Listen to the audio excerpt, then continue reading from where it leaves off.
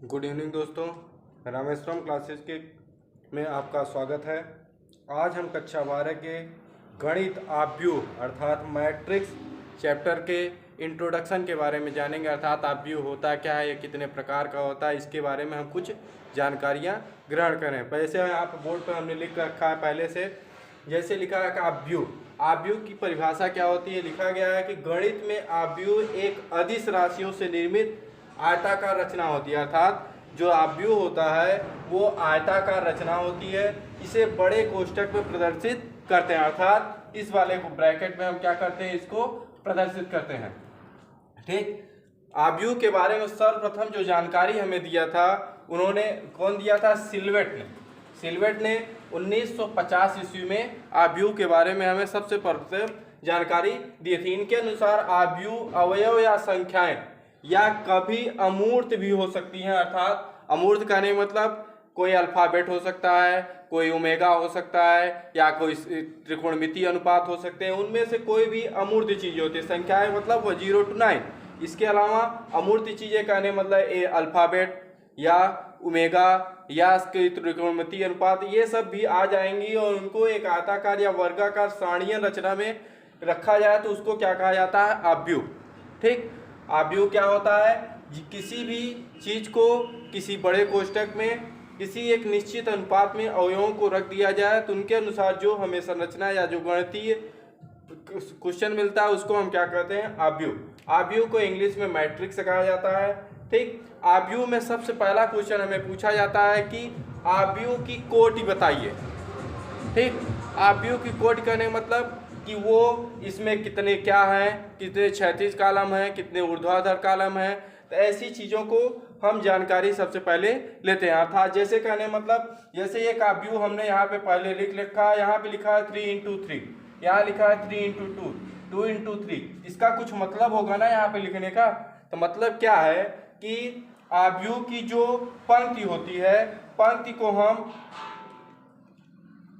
m से denote करते हैं, स्मॉल m से, इनटू जो स्तंभ होता है उसको हम n से डिनोट करते हैं। अर्थात जो ये राशियां होती हैं, अर्थात पंक्तियों की संख्या को हम m से और ऊर्ध्वाधर कालमों को n से, अर्थात क्षैतिज रेखाएं जितनी होती हैं उनको हम m से डिनोट करते हैं और जो ऊर्ध्वाधर खड़ी लाइनें होती हैं उनको हम n से कह जाते हैं। इसी से हम पता करते हैं कि ये आव्यूह किस कोटि का है। जैसे देखा जाए यहाँ पे देखिए, आव्यूह में एक कालम ये है, दूसरा ये है, तीसरा ये है। ऐसी जो स्थितियां होती हैं क्षैतिज रेखाएं, इनको हम क्या कहते हैं, रो। ठीक, अर्थात इन रेखाओं को हम क्या कहते हैं, रो। इसको क्या कहते हैं, रो। इसको क्या कहते हैं, रो। जो ऐसी खड़ी लाइनें होती हैं इनको हम क्या कहते हैं, कॉलम।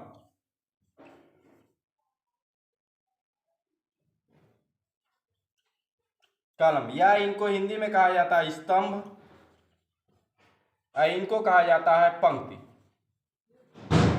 ठीक, तो आव्यूह में सबसे पहले हम क्या लिखते हैं, पंक्ति को लिखते हैं इंटू स्तंभ को। अर्थात लिखने के लिए हम क्या लिख सकते हैं, जैसे हम लिख सकते हैं यहाँ पे लिखिए पंक्ति इंटू स्तंभ। अर्थात पहले हम स्तंभ को लिख दें, उसके बाद पंक्ति लिख दें। इससे जो हमें प्राप्त होगा कि ये, इससे हमें क्या पता होगा कि ये किस आव्यूह या हमारा जो सारणी दिया गया है ये किस कोटि का है। अर्थात ऊर्ध्वाधर लाइनें होंगी तो उनको हम कहा जाएगा स्तंभ या कॉलम, और कोई भी खड़ी क्षैतिज रेखाएं होंगी, क्षैतिज रेखाओं को हम क्या कहते हैं, पंक्ति कहते हैं। अर्थात ये हमारी कौन सी रेखाएं होती हैं, क्षैतिज, और ये क्या होती है हमारी, ऊर्ध्वाधर। ये क्या होती हैं, ऊर्ध्वाधर। इस प्रकार की सारणियों को जिसको स्क्रीनशॉट लेना है स्क्रीनशॉट लीजिए, उसके आगे हम बताते हैं। चलिए आगे चलते हैं हम।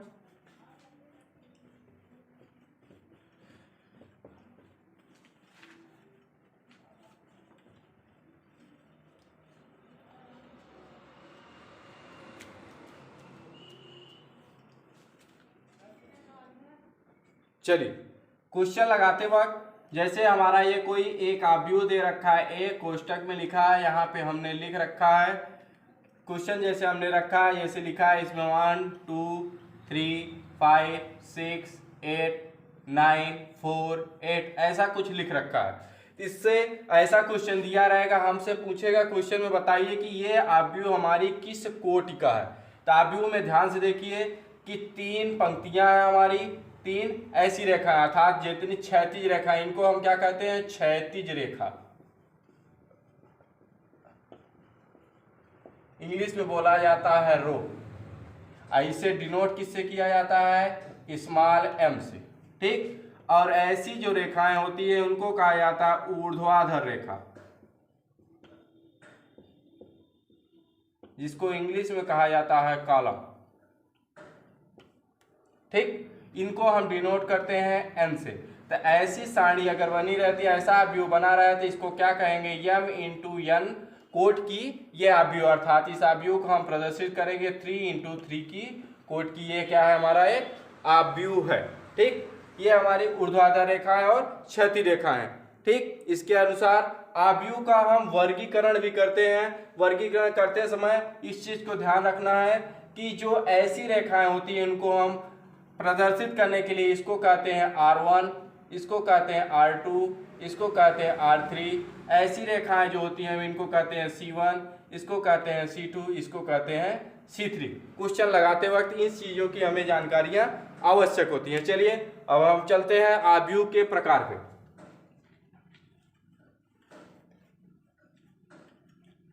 आव्यूह के प्रकार में, आव्यूह तो कई प्रकार के होते हैं, कुछ मुख्यतः आव्यूहों के बारे में हम थोड़ी सी आपको जानकारियां देंगे। जैसे पहला आव्यूह हमारा है स्तंभ आव्यूह।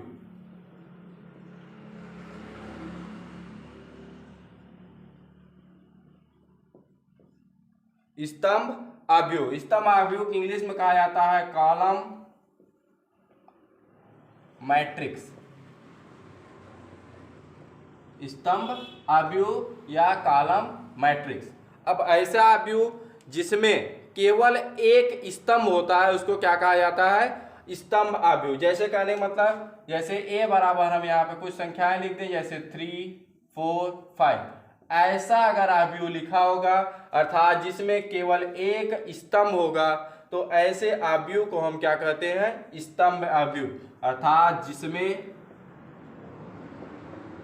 केवल एक स्तंभ होता है उसे हम क्या कहते हैं, स्तंभ आव्यूह। अगर इस आव्यूह की कोटि हमसे पूछा जाता, आव्यूह की कोटि क्या होगी, 3 × 1। ठीक, आगे चलते हैं दूसरा आव्यूह के प्रकार में हम चलते हैं। दूसरा आव्यूह का हमारा प्रकार होता है पंक्ति आव्यूह।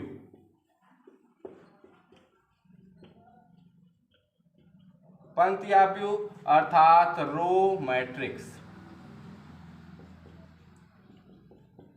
ये हमारा पंक्ति आव्यूह क्या होता है, ऐसा आव्यूह जिसमें केवल एक पंक्ति होती है उसको क्या कहा जाता है, पंक्ति आव्यूह। ठीक, जैसे एग्जाम्पल के रूप में, जैसे ये देखिए हम एक सवाल लिख रहे हैं, जैसे मान लो दिया है ये a = दे रखा है हमें 3, 9, 8। अगर ऐसे प्रदर्शित किया गया है तो ऐसे आव्यूह को हम क्या कहेंगे, पंक्ति आव्यूह। इस पंक्ति आव्यूह की अगर हमसे कोट पूछा जाता है तो कोट इसकी क्या होगी, 1 × 3। ठीक, आगे चलते हैं। अर्थात इसकी परिभाषा क्या कहेंगे, जिसमें केवल एक पंक्ति, केवल एक पंक्ति होती है उसे हम क्या कहते हैं, पंक्ति आव्यूह। अगले आव्यूह के पास चलते हैं। तीसरा हमारा होता है वर्ग आव्यूह। वर्ग आव्यूह मतलब स्क्वायर मैट्रिक्स। अब आता है वर्ग आव्यूह का आता है। वर्ग आव्यूह ऐसा आव्यूह जिसमें स्तंभों तथा पंक्तियों की संख्याएं आपस में बराबर होती हैं उसे पंक्ति आव्यूह कहा जाता है। ऐसा आव्यूह जिसमें स्तंभ तथा पंक्ति की संख्या बराबर होती है उसे स्तंभ आव्यूह कहते हैं। अर्थात क्या होगा, ऐसा आव्यूह जिसमें पंक्ति तथा स्तंभ की संख्या समान होती है उसे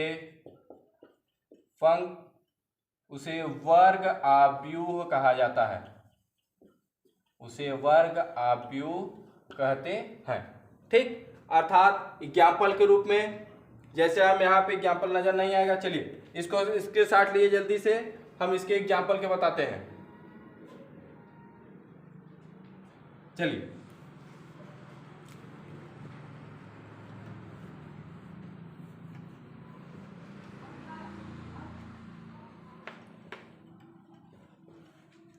अब पंक्ति आव्यूह कहने मतलब वर्ग आव्यूह क्या हुआ, जैसे कोई हम आव्यूह ये लिख दिए, जैसे लिख दिए 2 4 6 8, इसको ए से हमने डिनोट कर दिया। ठीक, अगर जिसमें पंक्ति की संख्या और स्तंभ की संख्या बराबर होगी, अर्थात इसमें देखें तो 2 पंक्तियां हमारी 2 स्तंभ है। ठीक, तो ऐसे आव्यूह को हम क्या कहते हैं 2 इंटू 3, अर्थात जहां यम इंटू एन बराबर होता है, यम बराबर एन होता है, अर्थात यम इक्वल टू एन होता है, तो ऐसे आव्यूह को हम क्या कहते हैं वर्ग आव्यूह। ठीक, चलिए अगला चलते हैं हम विकर्ण आव्यूह। विकर्ण आव्यूह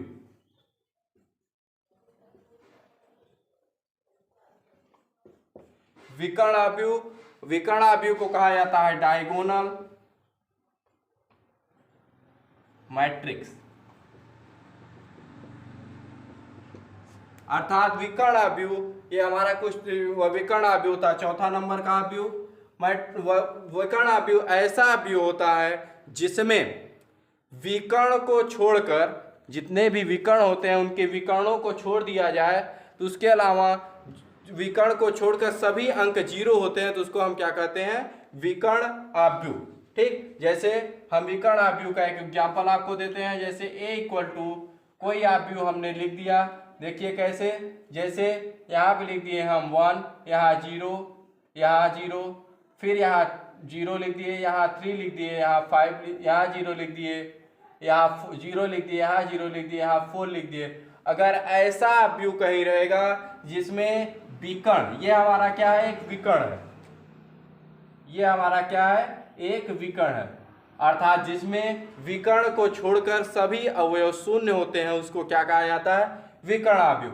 विकर्ण आव्यूह ये कौन सा आव्यूह 3 इंटू 3 कोट का। इसके अलावा जैसे अगर ऐसे भी हम लिख दें, जैसे ऐसे लिख दिया जाए, आव्यूह की पोजीशन बदल दिया है, अर्थात यहाँ 0 लिख दिया जाए, यहाँ 0 लिख दिया, यहाँ 5 लिख दिया जाए, यहाँ 0 लिख दिया जाए, यहाँ 7, यहाँ 0, यहाँ 3 लिख दिया जाए, यहाँ 0, यहाँ 0। अगर ऐसा भी आव्यूह होगा इसको भी हम कहेंगे विकर्ण आव्यूह। ठीक, चलिए ये हमारा क्या होगा 3 इंटू 3 कोट का आव्यूह। ऐसे आव्यूह को क्या कहा जाएगा विकर्ण आव्यूह। जैसे ऐसे लिख दिया जाए 0 1 और 1 0, अगर ऐसे भी लिख दिया जाए, इसके ए से डिनोट कर दिया था, ऐसे आव्यूह को हम कहेंगे 2 इंटू 2 कोट क्या है और कौन सा आव्यूह है विकर्ण आव्यूह है।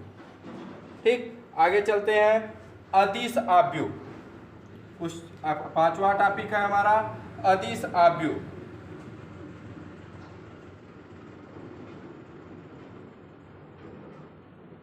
स्केलर मैट्रिक्स, अदिश आव्यूह अर्थात स्केलर मैट्रिक्स। स्केलर मैट्रिक्स किसको कहता है, ऐसा विकर्ण आव्यूह जिसके सभी अवयव समान होते हैं, अर्थात ऐसा आव्यूह जिसके सभी अवयव समान होते हैं, उसको हम क्या कहा जाता है विकर्ण या अदिश आव्यूह कहता है। विकर्ण आव्यूह तो होगा ही, लेकिन वो क्या होगा अदिश आव्यूह होगा। जैसे कहने मतलब, जैसे हम यहाँ लिख दें, जैसे हम यहाँ लिख दिए a, यहाँ लिख दिए 4, यहाँ 0, यहाँ 0, यहाँ 0, यहाँ 4, यहाँ 0, यहाँ 0, यहाँ 0, यहाँ 4।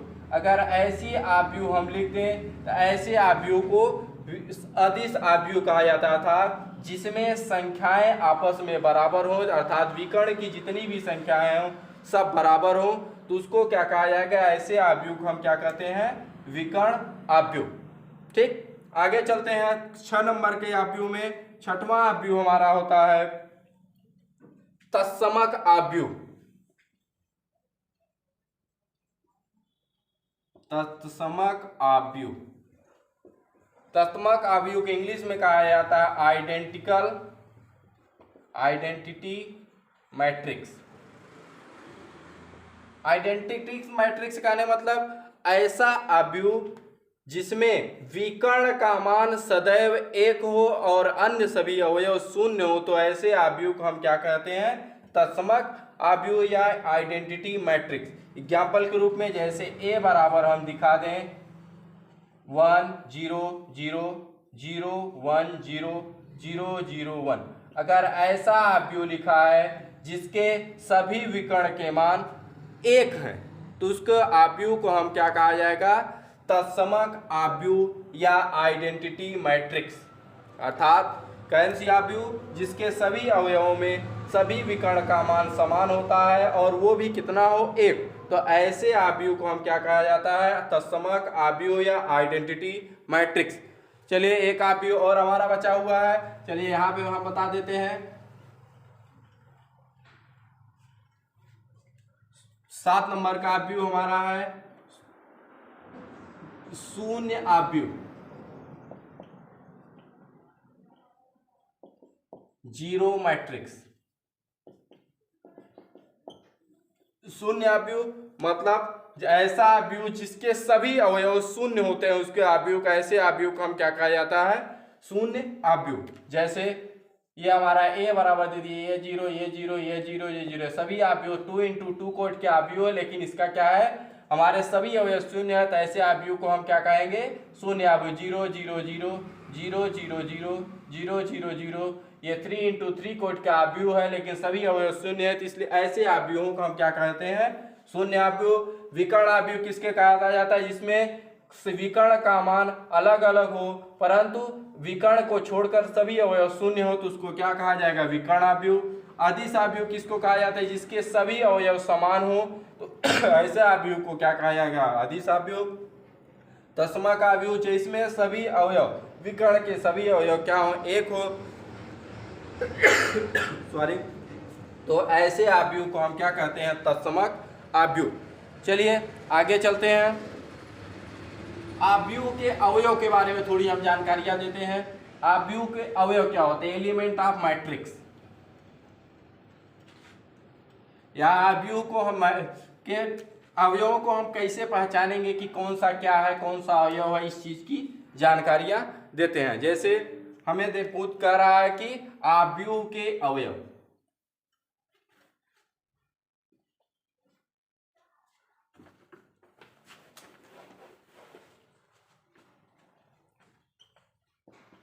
आव्यूह के अवयव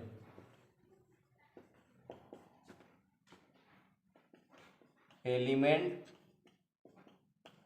ऑफ मैट्रिक्स। आव्यूह के अवयव, आव्यूह के अवयवों को अर्थात जैसे कोई ये हम ए बराबर लिख दिए हैं, आव्यूह को कैसे प्रदर्शित किया जाता है, इस चीज के बारे में हम थोड़ी सी जानकारी दे रहे हैं। जैसे हम यहाँ लिख दे रहे हैं A11, A12, A13, A14 dash A1n। ठीक, अर्थात इसके इस अवयव को क्या कहा जाएगा? A11 अर्थात पहला वर्ड और पहला पंक्ति, इसको कहा जाएगा पहला, या ऐसे समझिए पहला स्तंभ और पहली पंक्ति, इसको क्या कहा जाएगा? पहली पंक्ति दूसरा स्तंभ, पहली पंक्ति तीसरा स्तंभ, पहली पंक्ति चौथा स्तंभ, पहली पंक्ति और यनवा स्तंभ। आगे चलते हैं। जैसे यहाँ लिख दिया जाए A21, यहाँ लिख दिया जाए A22, A23, A24 dash A2n। इसको क्या कहा जाएगा? A21 अर्थात अवयव कौन सा? दूसरी पंक्ति का पहला अवयव, दूसरी पंक्ति का दूसरा अवयव, दूसरी पंक्ति का तीसरा अवयव, दूसरी पंक्ति का चौथा अवयव, दूसरी पंक्ति का nवां अवयव। आगे चलते हैं। जैसे यहाँ लिख दिया जाए 231, A32, A33, A34 dash A3n। अगर ऐसा लिखा है तो ऐसे अवयवों को हम क्या कहेंगे? जैसे तीसरा पंक्ति पहला अवयव, तीसरे पंक्ति का दूसरा अवयव, तीसरे पंक्ति का तीसरा अवयव, तीसरे पंक्ति का चौथा अवयव, तीसरे पंक्ति का यनवा डैश। आगे हम भी यहाँ चलते हैं तो यहाँ आएगा क्या? A N एम, या A M into N dash dash ऐसे चलता चला जाएगा हमारा। ठीक, ये है आव्यूह को प्रदर्शित करने का तरीका। ठीक, अब आप आते हैं हम इसको, जिसको स्क्रीनशॉट लेना है स्क्रीनशॉट लीजिए जल्दी से।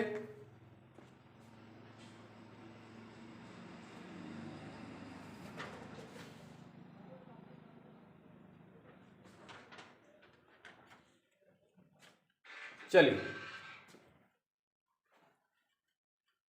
अब आव्यूह में संक्रियाएं कैसी की जाती हैं, अर्थात आव्यूह के सवाल कैसे सॉल्व किए जाते हैं। जैसे आव्यूह का हमसे पूछ रहा है, दो आव्यूह दे रखे हैं, जैसे हमको दे रखा है a बराबर दे रखा है कुछ और b बराबर कुछ दे रखा है। ठीक, जैसे हमको दे रखा है यहाँ पे a, यहाँ b, यहाँ c, यहाँ d, यहाँ दिया है l, यहाँ m, यहाँ n, यहाँ o। इसको स्मॉल में रखिए। ये हमारे अवयव, दोनों सारणी हमारी क्या है 2 इंटू 2 कोट की है, ये भी 2 इंटू 2 कोट की है।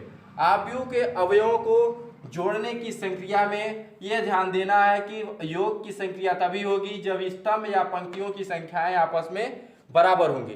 ठीक, तो योग की संक्रिया के लिए जैसे हमको क्वेश्चन कह रहा है a प्लस बी निकालिए, a प्लस बी निकालने के लिए हम क्या करेंगे, इस चीज को ध्यान से देखिए।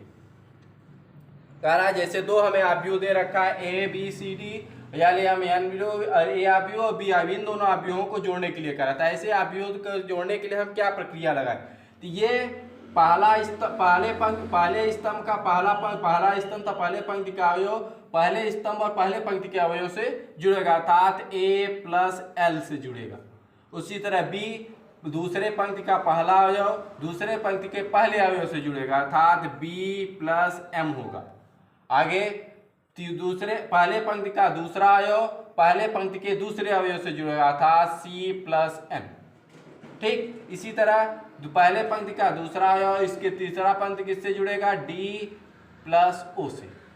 ये हमारा योग की संक्रिया होगी। जैसे एग्जाम्पल के रूप में जैसे हम ले रहे हैं एग्जाम्पल, जैसे a बराबर दे रखा है हमें आव्यूह 3 4 6 5 8 9 6 3 4, एक आव्यूह दे रखा है। दूसरा आव्यूह हमें दे रखा है b बराबर दे रखा है 6 4 9 3 2 4 8 6 9 5 8। ये हमें आव्यूह दे रखा है। इसको कह रहा है आव्यूह का योग ज्ञात कीजिए।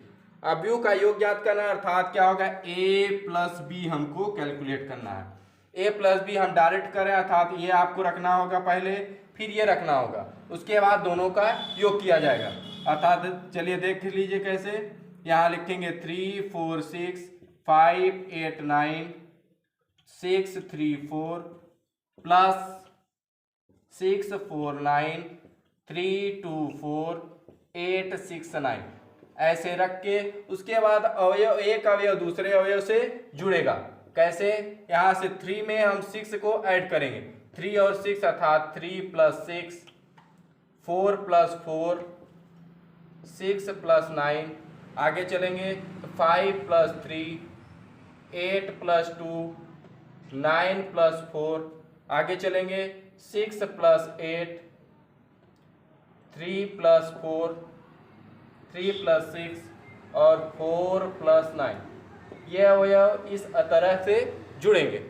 ठीक, इनका योग हम निकालने के लिए अब क्या करेंगे, योग निकाल दीजिए। इनको हम ऊपर दिखा रहे हैं कैसे, योग निकालेंगे तो क्या होगा 6 और 9 3 9 होगा, 4 4 8 हो जाएगा, 9 और 6 15 हो जाएगा, 5 और 3 8 हो जाएगा, 8 और 2 10 हो जाएगा, 9 और 4 13 हो जाएगा, 8 और 6 14 हो जाएगा, 6 और 3 9 हो जाएगा, 9 और 4 13। ये हमारा आव्यूह का योग हुआ। इसी से सेम रिलेटेड चीजें क्या होती है, ये योग की संक्रिया थी। ठीक, अगर हमको ऋण की संक्रिया करता तो सिर्फ परिवर्तन कितना होता, यहाँ पे जो धन लगाए हैं हम यहाँ पे ऋण का चिन्ह लग जाता, अर्थात ऋणात्मक संक्रिया में क्या होता। चलिए स्क्रीनशॉट पहले ले लीजिए, उसके बाद ये क्या है हमारी योग की संक्रिया। ठीक, चलिए स्क्रीनशॉट ले लिए, आगे चलते हैं। अगर हम इसी दोनों आव्यूहों को कहता कि इसकी घटाने की संक्रिया की है। घटाने की संक्रिया में सिर्फ अंतर कितना होता है, यहाँ पे माइनस हो जाता, यहाँ पे माइनस हो जाता, यहाँ पे माइनस हो जाता, यहाँ पे माइनस हो जाता, यहाँ पे माइनस हो जाता। ठीक उसी तरह इन तत्वों में भी क्या होता है, यहाँ पे भी माइनस हो जाता, वहाँ पे माइनस, सब चिन्ह माइनस हो जाते हैं और सवाल को सॉल्व कर लेते। ये क्या हो जाते हैं, हमारी घटाने की संक्रिया। चलिए स्क्रीनशॉट ले लीजिए, आगे चलते हैं हम गुणा की संक्रिया।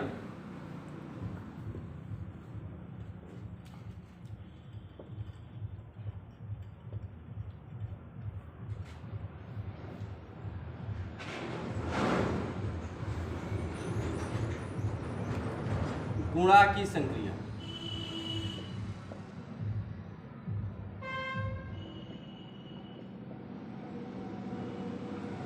Multiplication of matrix.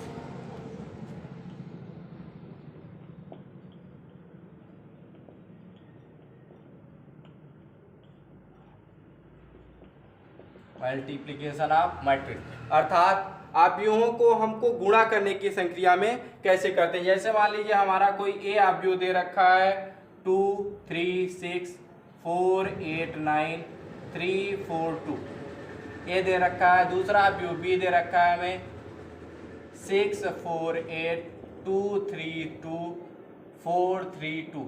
ऐसा कुछ अवयव दे रखा है, कह रहा है किसकी गुणा कीजिए। गुणा में सिर्फ से प्रक्रिया है, ए गुणते बी लिखेंगे। ए के स्थान पे ए की वैल्यू 2 3 6 4 8 9 3 4 2, मल्टीप्लाई का चिन्ह लगाएंगे 6 4 8 2 3 2 4 3 2। ये प्रक्रिया है। ठीक, अब प्रक्रिया में आगे सॉल्व क्या करेंगे, तो ध्यान से देखिए, अगर हम पहला स्तंभ उठा रहे हैं तो पहले पंक्ति में गुणा होगा। ध्यान से देखिए, पहला स्तंभ पहले पंक्ति में गुणा होगा, या अगर पहली पंक्ति उठा रहे हैं तो पहले स्तंभ में होगा। अर्थात ऐसी लाइन हम लेंगे तो गुणा क्या होगा, ऐसे ऐसे किया जाएगा। चलिए हम एक करके दिखाते हैं। जैसे हमने उठाया 2 4 3, तो इसका गुणा किस में होगा, इन तीनों में होगा, फिर इन तीनों में होगा, फिर इन तीनों में होगा। अर्थात गुणा करिए, गुणा करेंगे, ध्यान से थोड़ा सा बड़ा सा कोष्टक बनाते हैं जिससे समझ में आए। 2 का गुणा 6 में करेंगे तो 2 गुणते 6, प्लस का चिन्ह लगाएंगे। 4 का गुणा 4 में करेंगे, 4 गुणते 4, प्लस का चिन्ह लगाएंगे। 3 का गुणा 8 में करेंगे, 3 गुणते 8। ये हो गया। अब आगे चलते हैं, अब इसी चिन्ह का उठाएंगे, इसमें गुणा करेंगे। अब उठाइए तो रखेंगे तो क्या होगा, यहाँ पे 2 गुणते 2 प्लस 4 गुणते 3 प्लस 3 गुणते 2। आगे चलते हैं, फिर इसी को उठाएंगे, इसमें तीनों में गुणा करेंगे, क्या होगा 4 × 2 प्लस 4 × 3 प्लस 3 × 2। चीजें समझ में आई कि नहीं? जिसको नहीं समझ में आएगा फिर हमको बताएंगे कमेंट सेशन में, फिर से इसका सॉल्यूशन किया जाएगा। फिर आगे उठाएंगे, इस पंक्ति को उठाएंगे, इस तीनों स्तंभ में करेंगे। चलिए 3 8 4 का गुणा करेंगे 6 4 8 में, तो 3 का मल्टीप्लाई 6 करेंगे, 3 × 6 प्लस 8 का मल्टीप्लाई 4 में, 8 × 4 प्लस 4 का मल्टीप्लाई 8 में। ये स्टेप हो गया। अगला फिर इसी को उठाएंगे, इसमें गुणा करेंगे, 3 × 2 प्लस 8 × 3 प्लस 4 × 2। आगे फिर इसको उठाएंगे, इसी को उठाएंगे, इसमें गुणा करेंगे, तो 3 × 4 प्लस 8 × 3 प्लस 4 × 2। आगे चलते हैं, अब क्या होगा, अब इस पंक्ति को उठाएंगे, इन तीनों में फिर से करेंगे, क्या होगा 6 × 6 प्लस 9 × 4 प्लस 2 × 8। आगे चलते हैं, 6 × 2 प्लस 9 × 2 प्लस 2 × 2। आगे चलते हैं, अब गुणा करेंगे तो इसमें गुणा होगा, क्या होगा 6 × 4 प्लस 9 × 3 प्लस 2 × 2।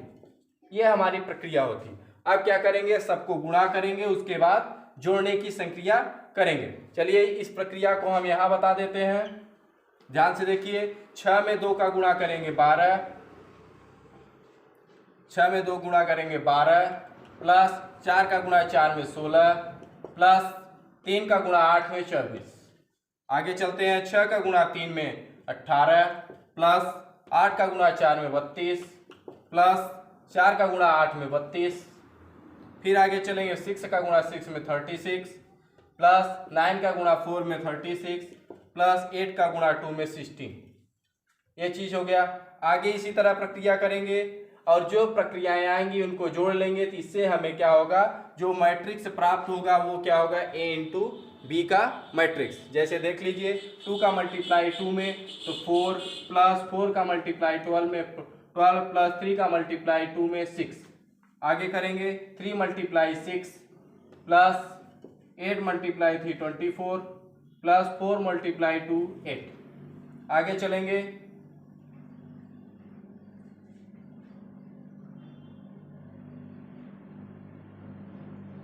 ये 6 2 का 12, 9 और 2 18 प्लस 2 और 2 4। इसी तरह इसको जोड़ेंगे, इसका गुणा करेंगे, इसके आगे लिखेंगे, तो जगह ना होने की वजह से हम वहाँ आगे लिख नहीं पा रहे हैं। आप लोग इतना कर सकते हैं, इसलिए प्रक्रिया को बता दे रहे हैं। इन सभी को जोड़ लेना है, इन सभी को जोड़ लेना है, इनको एक स्थान पे रख लेना, इनको एक जगह, इनको एक जगह, इनको एक जगह। इस प्रक्रिया से जो हमें सारणी प्राप्त होगी वो a इंटू बी की सारणी हमें वो आव्यूह प्राप्त होगा। चलिए स्क्रीनशॉट ले लीजिए, जिसको स्क्रीनशॉट लेना है। चलिए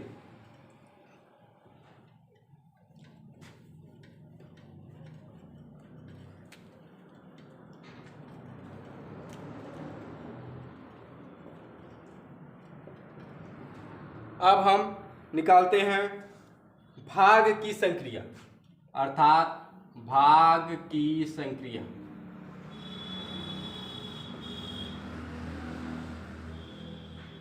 डिविजिबल मैट्रिक्स, ठीक। अर्थात इनमें भी, इसमें भी प्रक्रिया वही होगी जो उसमें किया जाएगा, थोड़ा सा अंतर है। अर्थात जैसे हमें ए आव्यूह दे रखा है 2 4 6 3 2 8 3 2 3 और बी बराबर दे रखा है हमें 2 1 2 0 3 2 और 2 1 4। ऐसा आव्यूह दे रहा है, हमें कह रहा है कि ए डिवाइड बी निकालिए, ए डिवाइड बी निकालिए, या हमसे कह रहा है बी डिवाइड ए निकालिए। अगर ऐसा कुछ कह रहा है तो अगर हमको बी डिवाइड ए पूछेगा और ए डिवाइड बी पूछेगा तो इसके लिए पोजीशन में सिर्फ अंतर इतना, जैसे हमसे पूछ रहा है ए डिवाइड बी निकालिए, अर्थात ए में भाग देना है बी से, ए में भाग देना है बी से। तो ऐसी स्थिति के लिए हम क्या करेंगे, जो ए होगा उसका हम क्या निकालेंगे, एडजॉइंट ऑफ ए, ठीक। ए का adjoint of A adjoint of A निकाल दें, या इसी को हम कहते हैं 1/a निकाल दें और गुणा किसका करा दें, बी का। चाहे एडजॉइंट ऑफ ए लिखिए या 1/a लिखिए, मल्टीप्लाई बी से करा दीजिए। ये हमें क्या कहा जाता है, प्रक्रिया को क्या कहेंगे, भाग की प्रक्रिया। लेकिन सबसे जरूरी चीज है, आप एडजॉइंट ऑफ ए या 1/a कैसे निकालेंगे। जैसे इस ए दिया है, इसका 1/a हम कैसे निकालेंगे, एडजॉइंट ऑफ ए या 1/a कैसे निकालेंगे, इस चीज को ध्यान से देखिए। इसके निकालने के लिए हम क्या करते हैं, जो पंक्ति होती है उसको स्तंभ में बदल देते हैं और जो स्तंभ में होता है उसकी पंक्ति के स्थान पर रख देते हैं। जैसे इसका हमको एडजॉइंट ऑफ ए या 1/a निकालना है तो क्या होगा, 2 3 3 4 2 2 और 6 8 3। अब इनका गुणा कराना है, तो जैसे हम गुणा की संक्रिया भी पीछे बताया गया सेम तरीके से गुणा होगा, अर्थात ए डिवाइडेड बी या adjoint of A multiply B कैसे निकालेंगे, या इसी को हम लिख सकते हैं क्या, 1/a मल्टीप्लाई बी, ठीक। प्रक्रिया के लिए अभी इसका गुणा इस फंक्शन में किया जाएगा, अर्थात हम लिख दे रहे हैं, ये क्या होगा हमारा 2 3 3 4 2 2 6 8 3। ये हो गया, मल्टीप्लाई का चिन्ह लगाएंगे, वो फंक्शन उतार देंगे 2 1 2 03214। चलिए ओके, स्क्रीन शॉट लीजिए। आज के लिए इतना ही। कल हम चैप्टर 3.1 की एक्सरसाइज को सॉल्व करेंगे। ठीक, ओके, थैंक यू। चैनल को सब्सक्राइब तथा लाइक करें। Okay, thank you.